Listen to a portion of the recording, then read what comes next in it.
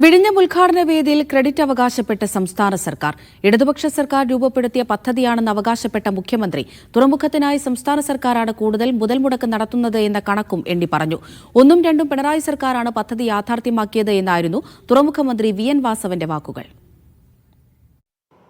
അങ്ങനെ നമ്മൾ ഇതും നേടി. ഇത് കേരളത്തിന്റെ ദീർഘകാലമായ സ്വപ്നമാണ്. ആ സ്വപ്ന സാക്ഷാത്കാരത്തിന്റെ നിമിഷമാണിത്. വിഴിഞ്ഞം അഭിമാനമായി നങ്കൂരമിട്ടപ്പോൾ ക്രെഡിറ്റ് ഒരിഞ്ച് ആർക്കും വിട്ടുകൊടുക്കാതെ മുഖ്യമന്ത്രി പിണറായി വിജയൻ. പദ്ധതി രൂപപ്പെടുത്തിയത് ഇടതുപക്ഷം, യാഥാർത്ഥ്യമാക്കിയതും ഇടതുപക്ഷ സർക്കാർ. ഇങ്ങനെ സ്ഥാപിക്കാനായിരുന്നു മുഖ്യമന്ത്രിയുടെ ശ്രമം.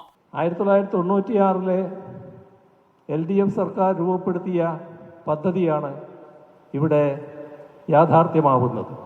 ഇത് UDF അവകാശവാദങ്ങൾക്കുള്ള മുഖ്യമന്ത്രിയുടെ മറുപടിയാണെന്നത് വ്യക്തം.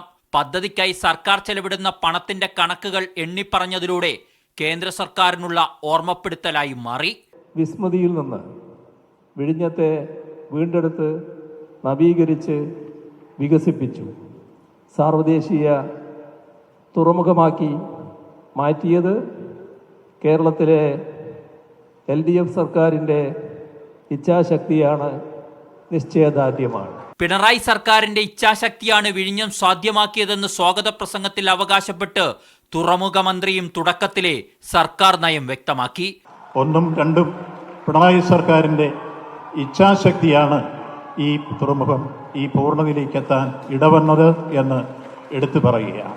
LDF വന്നു, എല്ലാം ശരിയാകുമെന്ന മുദ്രാവാക്യം നടപ്പിലാക്കിയെന്ന അവകാശവാദമാണ് ചടങ്ങിൽ മുഖ്യമന്ത്രി അടക്കം ഉയർത്തിയത്.